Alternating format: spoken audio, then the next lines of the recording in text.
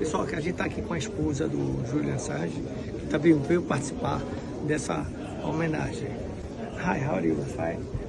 Listen, I'd like to know what you feel about this ceremony and what your speech about that, about the freedom press. RSF and Christophe Deloire have been incredible support to the campaign to free Julian Assange, who has been in prison now for, in one way or another, for 14 years. And Christophe and RSF have been following Julian's case and exposing the importance for press freedom globally to free Julian. RSF has been an incredible voice for the opposition to the persecution of journalists and for the opposition to persecuting Julian.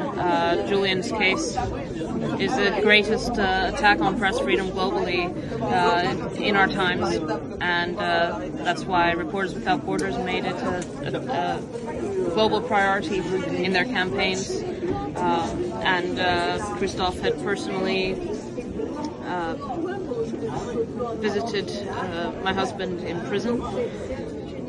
How many years? Five in prison, and then before that he was confined in arbitrary detention in the Ecuadorian embassy, and he was under house arrest before that. Ever since WikiLeaks started publishing the diplomatic cables and evidence of war crimes in Iraq and Afghanistan, there have been attacks on him which have led to his restrictions on his liberties over time, and over the past 5 years he's been in the worst prison in the UK. And the only question, how do you take the power to support everything about that? Julian has incredible support globally. He has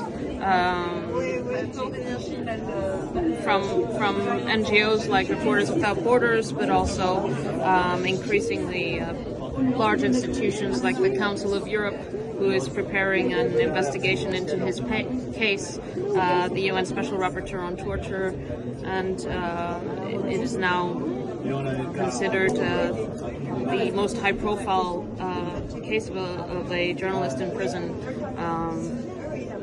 globally.